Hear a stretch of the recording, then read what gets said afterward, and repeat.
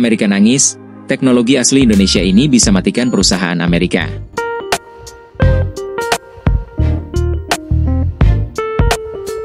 Beberapa kebijakan di Indonesia ternyata memicu kekhawatiran Amerika Serikat, AS. Belakangan, kekhawatiran AS terhadap kebijakan Indonesia turut menjadi pembahasan di media sosial seiring dengan penerapan tarif impor yang dapat naik sebesar 47%. Terlebih lagi, bukan hanya Indonesia melainkan negara ASEAN lain punya sistem pembayaran mandiri yang tidak perlu bekerja sama dengan AS.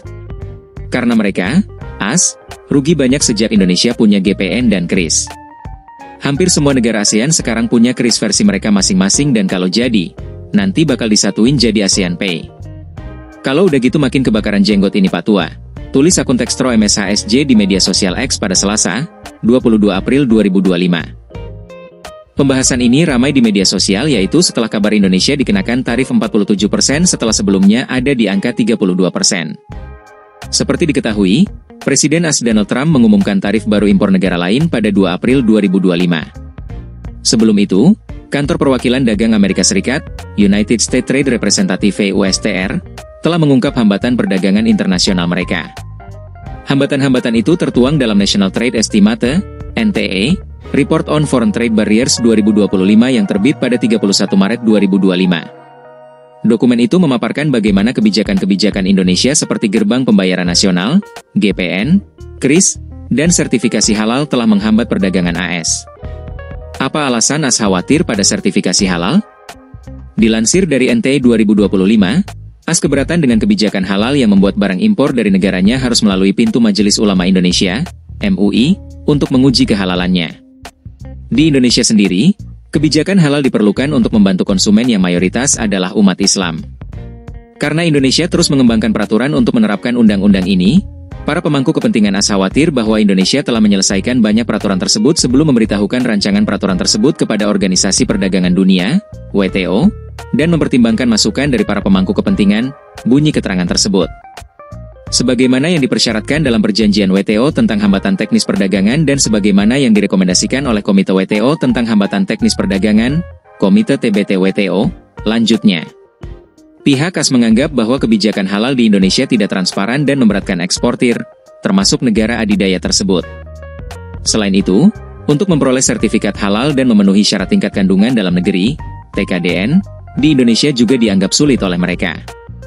Sehubungan dengan kekhawatiran AS ini, Ketua Umum Pengurus Besar Nahdlatul Ulama, PBNU, KH Yahya Khalil Stakuf atau Gus Yahya memberikan tanggapan. Menurutnya, kebijakan halal adalah hal yang wajar di Indonesia. Protes boleh saja, tapi kan kita punya kedaulatan untuk membuat pengaturan tentang semua hal di dalam masyarakat, untuk melindungi masyarakat kita, kata Gus Yahya pada Selasa, 22 April 2025, dikutip dari Kompas.com. Mereka, Muslim, punya aspirasi mendapatkan perlindungan dalam mendapatkan produk halal. Walau ada aturan halal, saya kira itu normal dan patutlah, imbuhnya. Gus Yahya berpendapat bahwa sah-sah saja AS melayangkan protes.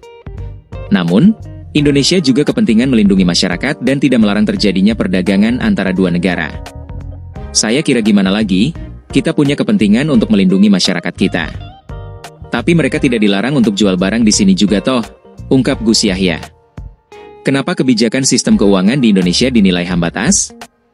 Berdasarkan laporan USTR, beberapa kebijakan sistem keuangan di Indonesia dinilai telah menghambat perusahaan jasa pembayaran dan BAN asal AS.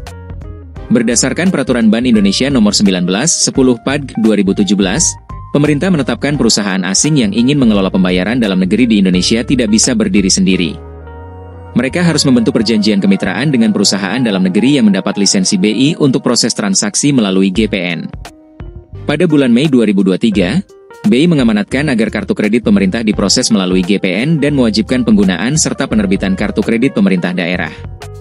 Perusahaan pembayaran AS khawatir kebijakan baru tersebut akan membatasi akses penggunaan opsi pembayaran elektronik AS, bunyi keterangan dalam dokumen tersebut. Selain itu, KRIS juga memicu kekhawatiran karena proses penyusunan kebijakannya tidak melibatkan kepentingan asing dan tidak menerima masukan dari mereka. Sistem pembayaran KRIS ini telah ditetapkan sebagai standar nasional untuk pembayaran menggunakan kode QR. Perusahaan-perusahaan AS, termasuk penyedia pembayaran dan bank, mencatat kekhawatiran bahwa selama proses pembuatan kebijakan kode QR BI, Para pemangku kepentingan internasional tidak diberitahu tentang sifat perubahan potensial atau diberi kesempatan untuk menjelaskan pandangan mereka tentang sistem tersebut, bunyi keterangan tersebut.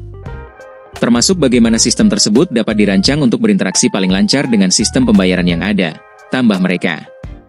Bukan cuma itu, USTR juga menjatuhkan perhatian pada Peraturan Otoritas Jasa Keuangan, OJK, Nomor 5603/2016. Peraturan itu membatasi kepemilikan bank. Seorang pemegang saham baik asing maupun domestik, tidak boleh mempunyai kepemilikan suatu bank lebih dari 40%. OJK juga mengatur tentang kepemilikan asing pada perusahaan pelaporan kredit swasta tak lebih dari 49% dan perusahaan pembayaran hingga 20%. Apa langkah Indonesia mengatasi keberatan AS terhadap kebijakan nasional? Pemerintah saat ini masih mengupayakan negosiasi dengan AS untuk mencapai kesepakatan bersama. Menteri Koordinator Bidang Perekonomian Airlangga Hartanto menjelaskan diskusi ini akan memakan waktu selama 60 hari. Pihak AS telah menyepakati bahwa isu kebijakan tarif dan kerjasama bilateral RI-AS akan dibahas dan diselesaikan dalam kurun waktu 60 hari ke depan, ujar Airlangga Hartanto seperti yang dikutip dari Kompas.com, Minggu, 20 April 2025. Dalam negosiasi dengan AS, Menko Airlangga juga menjelaskan bahwa mereka akan membahas kebijakan keuangan dan membawa serta OJK untuk menjawab semua isu. Sedangkan respons terbaru dari pemerintah, Presiden Prabowo Subianto menegaskan bahwa Indonesia tidak akan menyerah dan meminta belas kasihan. Ketika menghadiri acara Gerakan Indonesia Menanam di Kabupaten Banyuasin, Sumatera Selatan pada Rabu, 23 April 2025, ia mengisyaratkan bahwa perwakilan Indonesia akan terus mengupayakan negosiasi. Kita tidak akan pernah menyerah. Kita tidak akan pernah berlutut, kita tidak akan pernah mengemis. Kita tidak akan pernah minta-minta, belas kasihan orang lain. Tidak perlu dikasihani. Bangsa Indonesia tidak perlu dikasihani, ujar Prabowo dalam tayangan YouTube Sekretariat Presiden pada Kamis, 24 April 2025. Berapapun ketentuan tarif Trump, Prabowo percaya bahwa Indonesia punya kemampuan untuk menggerakkan ekonomi dengan kekuatan sendiri. Meskipun menghormati kebijakan tarif dan melakukan negosiasi dalam upaya membuka ruang perdagangan, ia yakin Indonesia bisa bertahan tanpa mengemis. Tapi kita percaya kepada kekuatan kita sendiri. Kalaupun mereka tidak membuka pasar mereka kepada kita akan survive, kita akan tambah kuat, kita akan berdiri di atas kaki sendiri, tegasnya. Anggota Komisi 11 DPR Marwan Cik Hasan mendorong pemerintah menegakkan prinsip kedaulatan digital dan perlindungan kepentingan nasional. Marwan mengatakan, kekhawatiran AS perlu disikapi secara proporsional dan kritis. Penegakan prinsip kedaulatan digital dan perlindungan kepentingan nasional dalam respons kritik AS akan mengurangi kekhawatiran dari negara lain, serta menunjukkan kesiapan Indonesia menjadi pemimpin dalam pembangunan ekosistem keuangan digital yang adil, aman, dan berkelanjutan. Menurutnya, KRIS dan GPN justru merupakan komitmen nyata Indonesia dalam memperkuat kedaulatan ekonomi digital, menjamin keamanan data finansial nasional, dan memperluas akses keuangan yang inklusif, terutama bagi kelompok rentan dan pelaku UMKM.